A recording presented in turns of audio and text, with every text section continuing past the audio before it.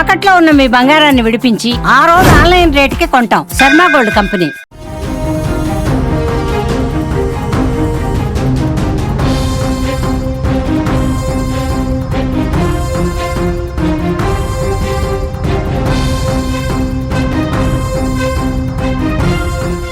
Big breaking news చూస్తున్నాం. తిరుపతి జిల్లాలో పరువు హత్య దుమారం రేపుతున్న సమయంలోనే ఏపీలో మరో పరువు హత్య అంటూ వార్తలు కలకలం రేపుతున్నాయి.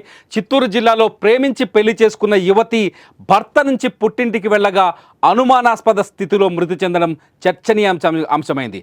ఆమె కుటుంబ సభ్యులే నమ్మించి పిలిపించి చంపేశారని భర్త ఆరోపించడం సంచలనం సృష్టిస్తోంది.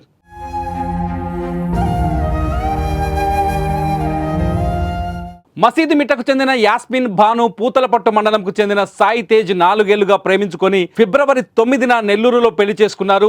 ఆ తర్వాత తమకు రక్షణ కావాలంటూ ఫిబ్రవరి 13న తిరుపతి ముత్యాలరెడ్డిపల్లి పోలీస్ స్టేషన్ ఆశ్రయించారు. దీంతో యాస్మిన్ భాను తల్లిదండ్రులను పిలిపించి కౌన్సిలింగ్ ఇచ్చి పంపించారు. తర్వాత ఆమె పుట్టింటికి వెళ్లిపోయినా ఫోన్లో కుటుంబ సభ్యులతో మాట్లాడుతూనే వస్తోంది. ఈ క్రమంలోనే తన తండ్రికి ఆరోగ్యం సరిగ్గా లేదని ఇంటికి పంపించాలని సాయి తేజ్ను కోరారు. దీంతో ఆదివారం ఉదయం 11 గంటలకు యాస్మిన్ భానును కారులో చిత్తూరుకు తీసుకొచ్చాడు భర్త సాయి తేజ్. అక్కడి నుంచి ఆమె సోదరుడు యాస్మిన్ భానును కారులో తీసుకెళ్లాడు. ఈ క్రమంలోనే తన ఇంట్లో యాస్మిన్ భాను చనిపోవడంతో మిస్టరీగా మారింది మొత్తం ఉదంతం. తన భార్యను కుటుంబ సభ్యులే చంపేశారని సాయి తేజ్ ఆరోపిస్తున్నాడు. అదే అనుమానంతో పోలీసులకు కూడా ఫిర్యాదు చేశాడు. దీంతో పోలీసులు కేసు నమోదు చేసి దర్యాప్తు మొదలుపెట్టారు.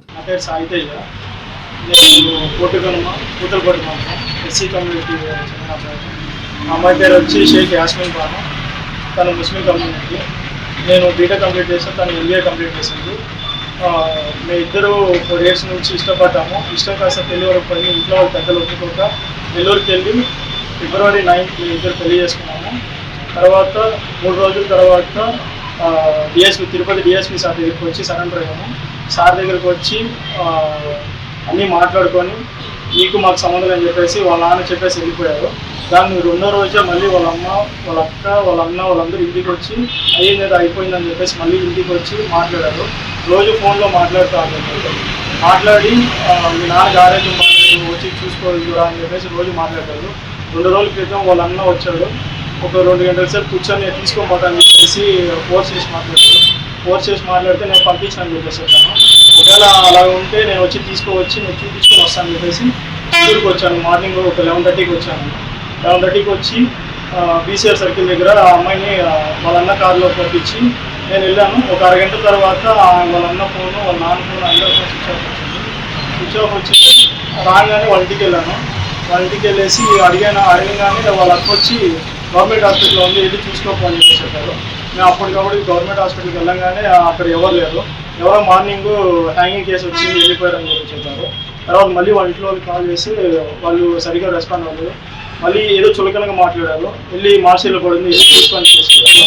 మళ్ళీ ఆ తర్వాత మార్చి దగ్గరికి వెళ్ళేసరికి ఆ అమ్మాయి ఫోటో చూపించేసరికి ఆ అమ్మాయి మార్నింగ్ చనిపోయింది, మార్చిలో ఉండాలని చెప్పి చెప్పారు. దాని తర్వాత ఇంకో మాది డిఎస్పీ సార్ దగ్గర మాట్లాడాం కాబట్టి డిఎస్పీ సార్ దగ్గరికి వెళ్ళగానే చిత్తూరు సిఐ గారు, ఎస్ఐ గారు వీళ్ళంతా ఫోన్ చేసి మాట్లాడారు. నాకు వచ్చి మాట్లాడండి ఏమైందని చెప్పమని